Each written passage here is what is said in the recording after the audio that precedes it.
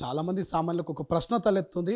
So ఇదే ప్రభుత్వం మాకు కరెంటును సప్లై చేస్తూ ఉంది, ఇదే ప్రభుత్వం వాటర్ సప్లై చేస్తుంది, ఇదే ప్రభుత్వం మా గల్లీలో రోడ్ వేసింది, ఇదే ప్రభుత్వానికి మేము ట్యాక్స్ కడతా ఉన్నాం.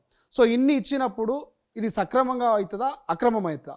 ఒకవేళ సక్రమం అయితేనేమో పర్లేదు, అక్రమం అయితే ఈ పర్మిషన్స్ ఇచ్చిన అధికారం మీద ఎందుకు యాక్షన్ తీసుకోవట్లేదు అనేది ఒక ప్రశ్న.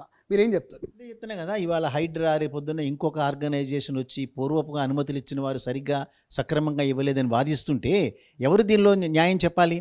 ఇప్పుడు ఇక్కడ కూలగొట్టడం ఆపి ఒక 4-5 రోజులు సమయం ఇవ్వమని బట్టి ఇవ్వట్లేదు.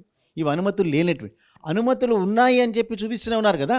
మాకు జీహెచ్ఎంసీ పర్మిషన్ ఉంది మా దగ్గర, అదే రకంగా హెచ్ఎండిఏ ఈ ప్లాట్ అనేటటువంటిది హెచ్ఎండిఏ మాకు దారాదత్తం చేసింది అని చూపించిన తర్వాత కూడా లేదు, వాడిచ్చిన అనుమతులన్నీ సక్రమంగా లేవని మాట్లాడుతున్నారు. అనుమతులు లేక కాదు, ఇక్కడ అనుమతులు లేనటువంటి దాని మీద బ్యాంక్ లోన్ కనుక ఇచ్చిన మాట అయితే అది ఇల్లీగల్ అడ్వాన్స్, దానికి ఇంకా రికవరీ రాదు. కానీ ఎక్కడా కూడా అనుమతులు లేకుండా ఇటు బిల్డర్కి కానీ అటు ఇండివిజువల్స్కి కానీ లోన్ ఇవ్వటం అనేటటువంటిది జరగదు. ఎందుకని మరి దానికి ఒక పెద్ద ప్రాసెస్ ఉంటుంది దానికి.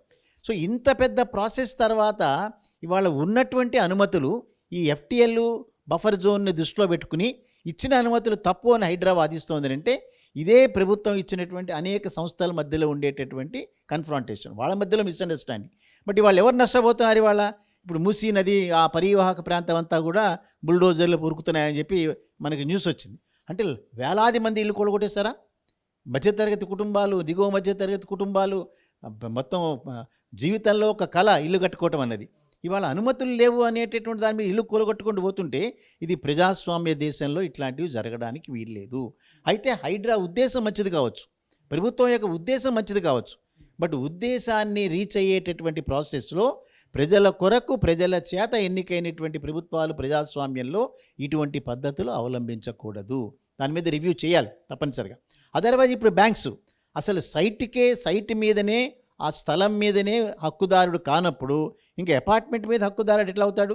అపార్ట్మెంట్ పోయింది, 80% మాత్రమే బ్యాంకులు అడ్వాన్స్ ఇచ్చినాయి, 20% జేబులోంచి పెట్టుకుంటారు.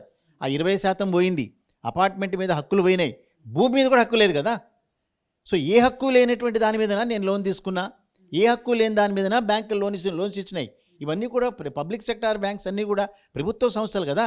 అదే రకంగా ప్రైవేట్ బ్యాంకులు కూడా కోట్లాది రూపాయలు షేర్ హోల్డింగ్లో పెట్టుకుని వ్యాపారం చేస్తున్నారు వాళ్ళు. ఇవాళ లీగల్గా జరిగినటువంటి కన్స్ట్రక్షన్ని మధ్యలో ఒక ఆర్గనైజేషన్ పుట్టుకొచ్చి ఇవి ఇల్లీగల్ కన్స్ట్రక్షన్స్ అంటే బ్యాంకుల యొక్క వారి యొక్క విచక్షణనే క్వశ్చన్ చేస్తున్నటువంటి ఈ రకమైన పద్ధతి కనుకుంటే భవిష్యత్తులో హౌసింగ్ లోన్స్ ఇవ్వటం అనేటటువంటిది దుర్లభం. అసలైన తొలి వెలుగు. ఫాలో వాట్సాప్ @తొలి వెలుగు అఫీషియల్.